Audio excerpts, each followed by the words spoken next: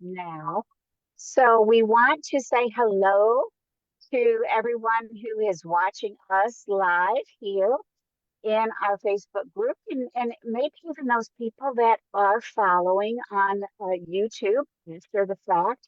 So we are here with Tiffany N. Haywood of Detox Your Life. And we're here for the first Resilient Soul Series interview for 2026. So Tiffany is the very first one. We're going to talk today just a little bit about self-care, how to engage mindful practices that restore balance and clarity and nourish your body and your mind and your soul. And then also self empowerment, because that is an important component, I think, to self expansion and self awareness. Branches of self love is empowerment. So we're here for an interview with Tiffany, and she is going to tell us just a little bit about herself. She is a speaker, a mentor, and a detox specialist. So, Tiffany, welcome. Thank you for joining us. And tell us a little bit about you and your current mission. Thank you so much, Cindy, for having me. I appreciate the introduction. You pretty much covered it, no? But you did a great job. So many people miss certain things and all that, but thank you. You did phenomenal. Thank you so much. But I am so glad to be here.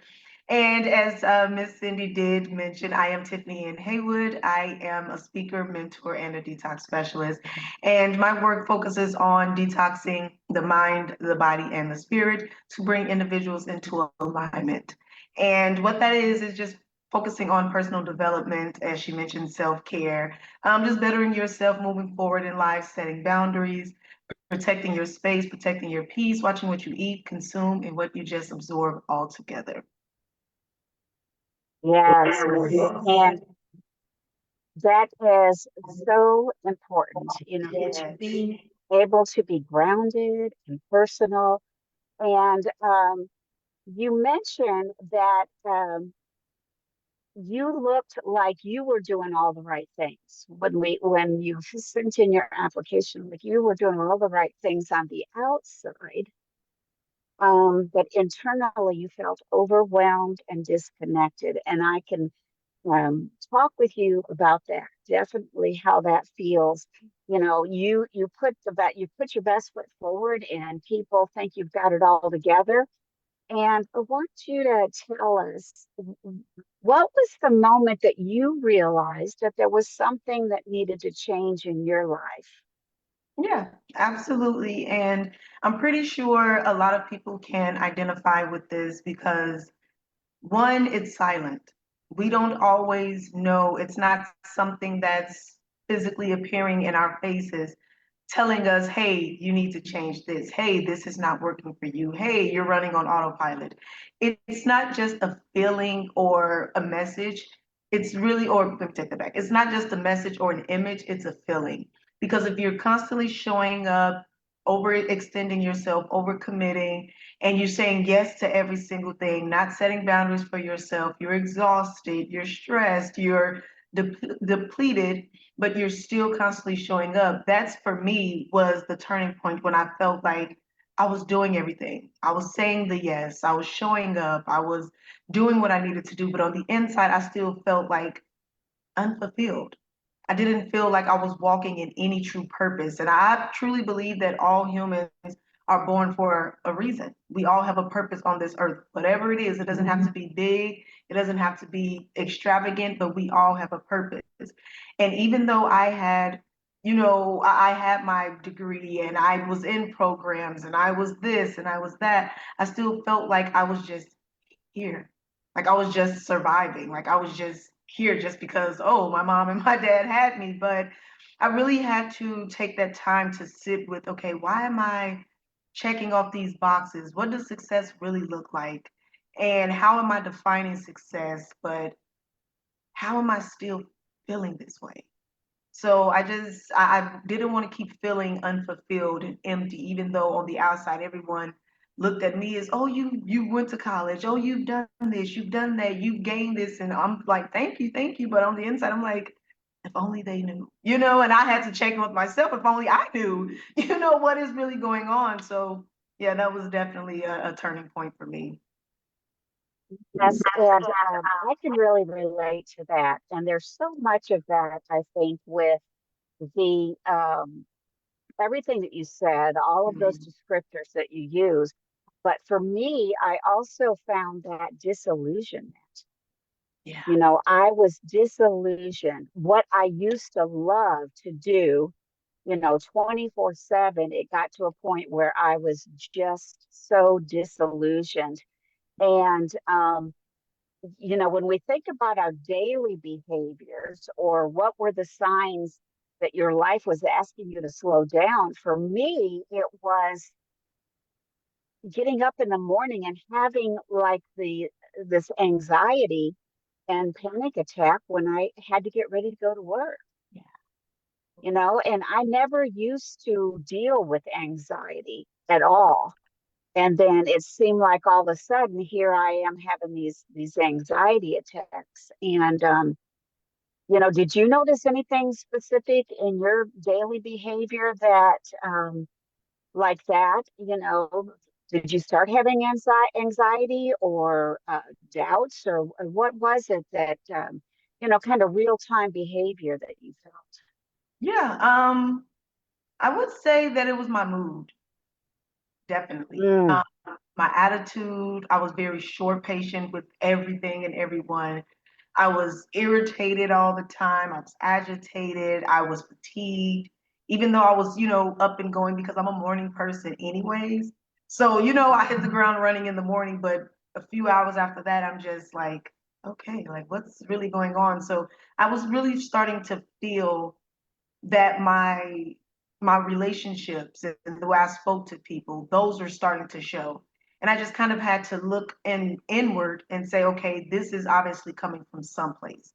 Because these people that I'm speaking to like this, they didn't do anything to me, or I sometimes don't even know people. They're complete strangers, and I'm still snappy and I'm agitated and I'm irritable. So I just really had to check in, like, what is going on? I don't even know half of these people, and I'm giving them my personal life, and I'm spewing and putting that information onto them, or as we like to call it, energy transference. So I'm giving them energy that they didn't even ask for. So it definitely showed up, the physicals yeah, and mentals and the emotionals. It definitely touched all of those, absolutely. yeah. And I agree with you that for me, even though I could get up and go and do what I needed to do, the mental and emotional fatigue was really heavy. Yeah. And like I said, I just got so disillusioned with everything. And sometimes projecting a little bit out there, it was the system and not me.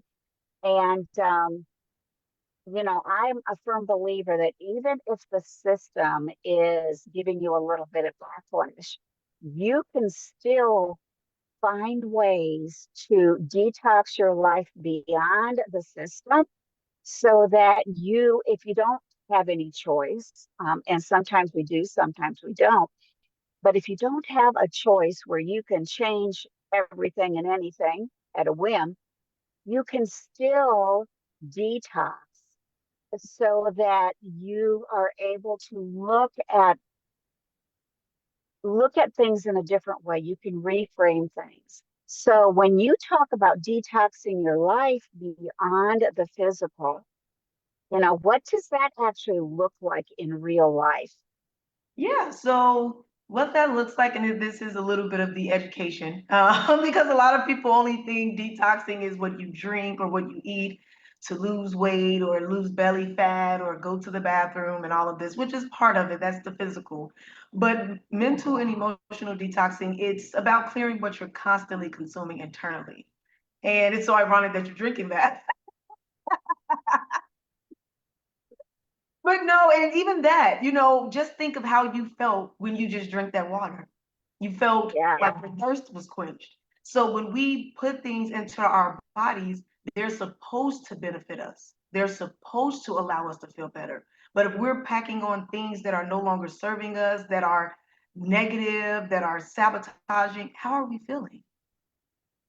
It's not supposed to make us feel down and low and sad and depressed and overwhelmed. Those are things that we're allowing into our spaces. Because, and I tell people all the time, as adults, we can say no. And as adults, we should definitely say no more.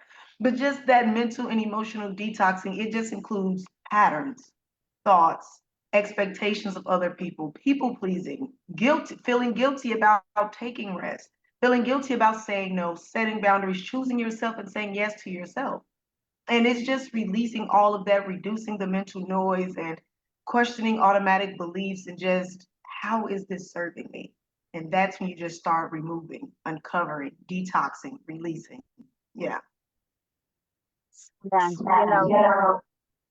I think when we're first involved, when we first go through all that and we feel this, whatever it might be, um, I think initially we're looking outside. We're thinking it's happening because of this, that, the other. We're not looking within.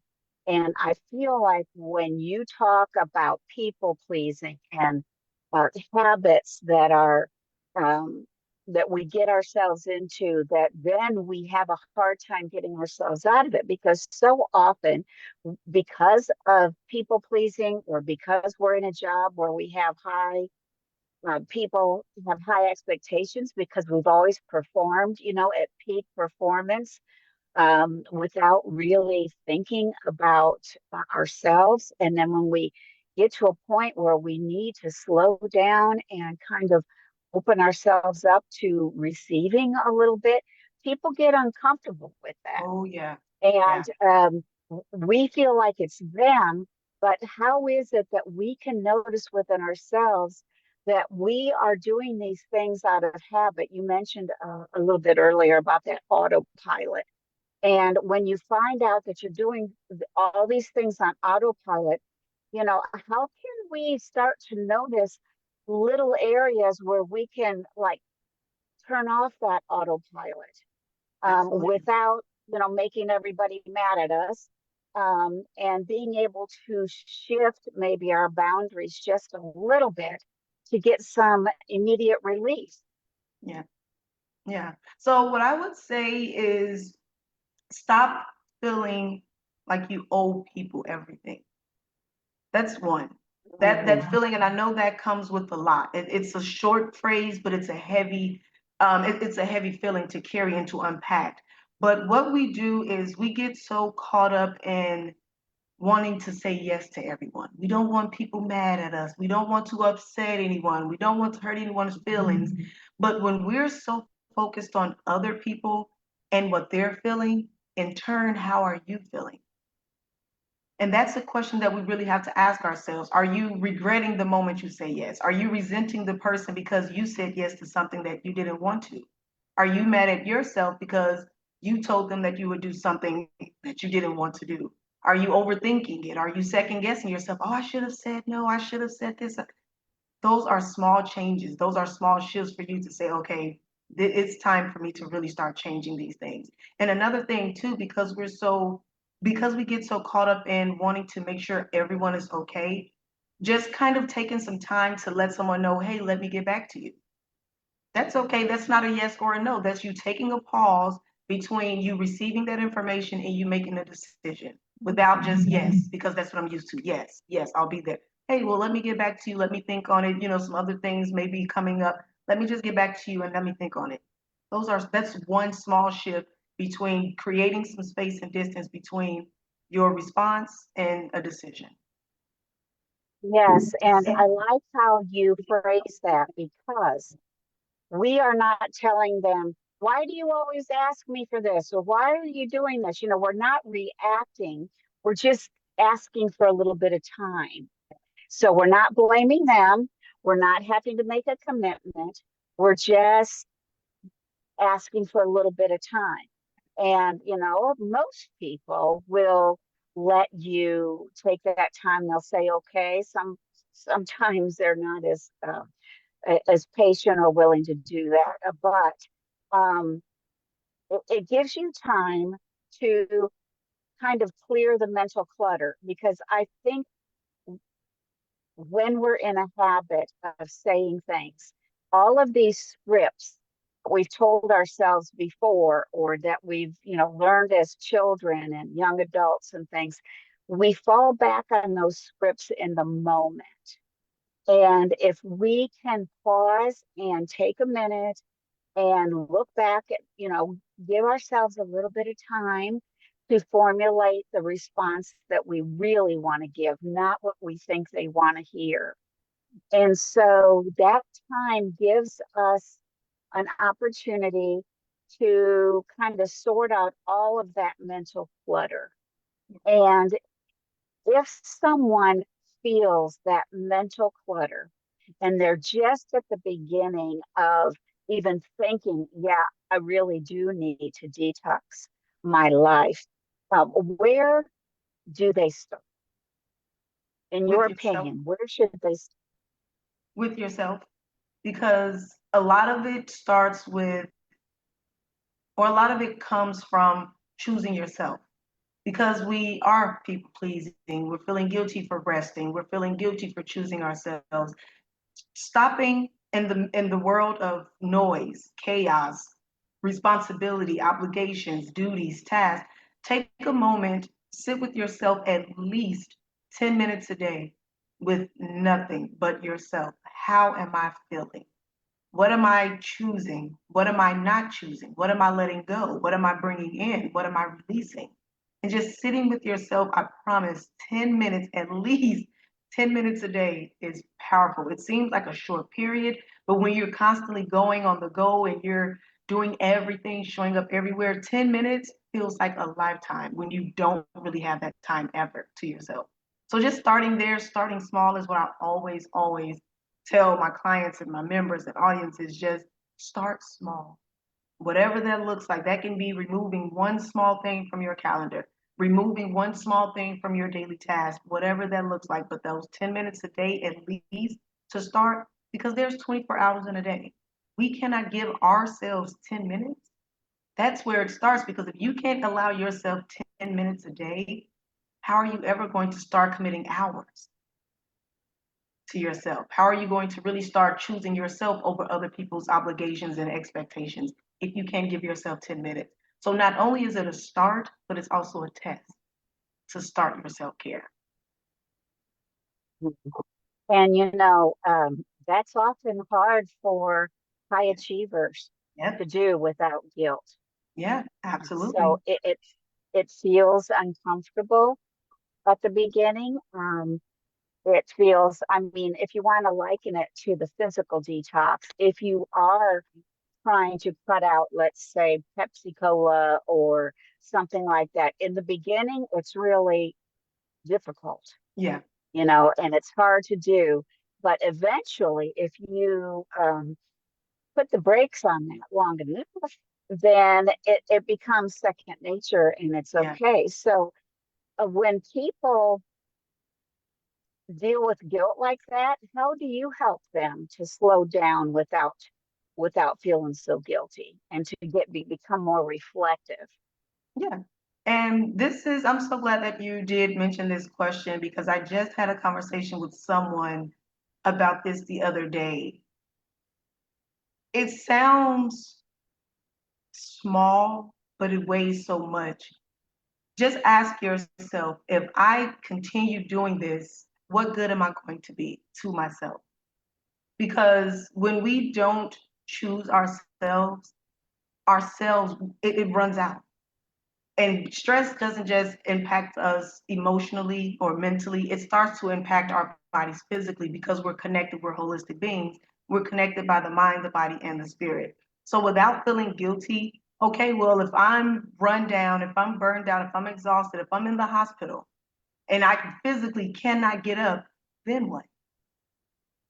So are you still feeling guilty if you can't walk? Like if someone is asking you to do something and you're always saying yes, yes, yes, are you still going to feel guilty when you physically cannot do it anymore? So when do you draw that line between, okay, I have a decision, But what if I no longer have a decision? What if that decision is taken away from me? Someone asked me, hey, can you come do this? But you're hospitalized, you're bedridden because your body has shut down because of stress, overwhelm, anxiety, depression, all of those things, because it does affect us physically. So my thing is, I guess the biggest thing, the biggest piece of advice that I would offer and suggest is take advantage of the choice that you have before it's taken away from you. So if you're feeling guilty Yeah, about committing, okay, I still have the choice to say no or yes at this time before I don't have that option. yeah. And I actually went through that personally. Um, and I ended up on 3 months of medical leave um, in my 50s. And I had never, ever, in fact, I rarely took a day off for anything. And then I ended up on medical leave and could not go to my craft shows. I couldn't go to work, could not play with my grandkids. It was just so crazy to because I was having deep depression and migraines. And I was in bed most of the time. I could get up for a couple of hours and then I'd have to go. And my body just said, sit, and it's not that I had that physically of a taxing job. It was the emotional aspect that really, and I think the mental aspect that just wore me out. And so I can definitely understand and relate to that. And uh, reminding myself, even now, I retired early in 2020, and I'm just do online coaching now in my Etsy shop. And I still, and it's been 6 years since I retired, I still find myself trying to jump on that hamster wheel and go, go, go, go, go. And I don't even have to. It's just kind of part of my personality, I guess, being a driven person. So I've learned to start reframing that and said, no, you're not a driven person. You're a person that is driven at times. And so you need to work around it. Don't see yourself as a driven person or the one that has to solve all the problems for your grown children or, family members or coworkers when you're having to cover for coworkers and stuff when they're not performing and you feel like it's your responsibility to kind of, and we carry a lot of stuff like that. And so, I feel like sometimes we don't have enough trust in ourselves, that self-trust piece to be okay with decisions that may look different than what we've done for so long. When we start shifting little by little to put ourselves first, to take care of ourselves, to rest when we need to, we second guess ourselves.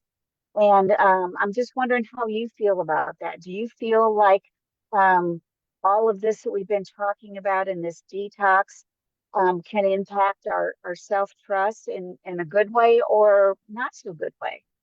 Both, actually.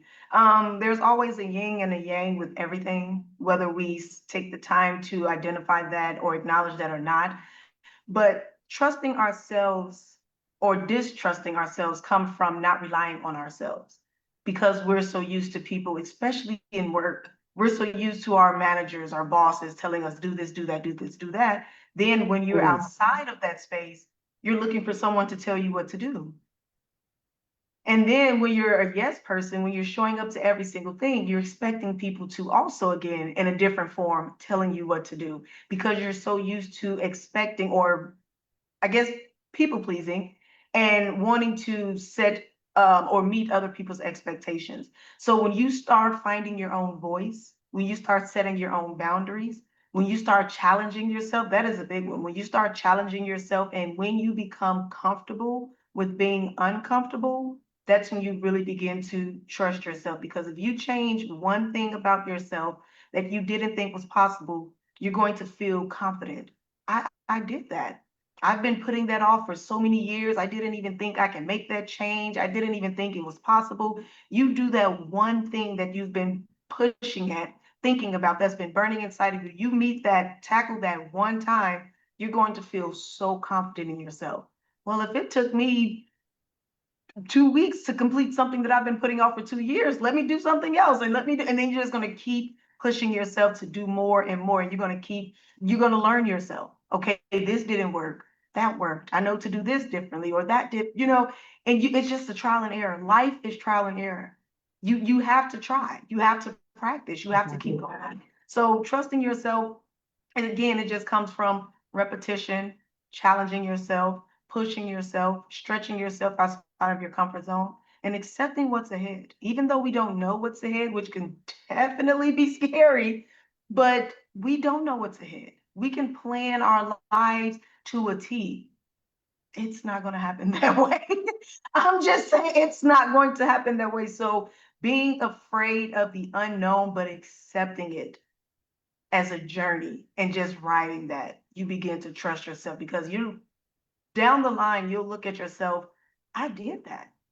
I didn't even think I could, and I did it anyways. So just start believing in yourself, listening to your own voice for sure, pausing and listening to yourself and believing in yourself, definitely. Yeah, yeah, I like that pause, just pausing and giving yourself, like a pat on the back. Start believing in yourself in the small things, and it will come in the big things. And I just appreciate you sharing this and talking about these things with us. And I know that you wanted to offer our community a Detox Your Life quiz. So can you tell us just a little bit about that and how they can get a get access to your detox quiz? So the Detox Your Life quiz, it's pretty much encompassing everything, which is what my framework is about, the mind, the body, and the spirit. So the quiz, it actually, I think it's 8 questions, I believe, 8 or 9, but I think it's 8. So it's pretty much, it's different areas. It's asking you, how are you responding to certain things? So ultimately, it's not a score quiz, it's a personality quiz. And it's pretty much letting you know or giving you some input on what areas of your life need detoxing.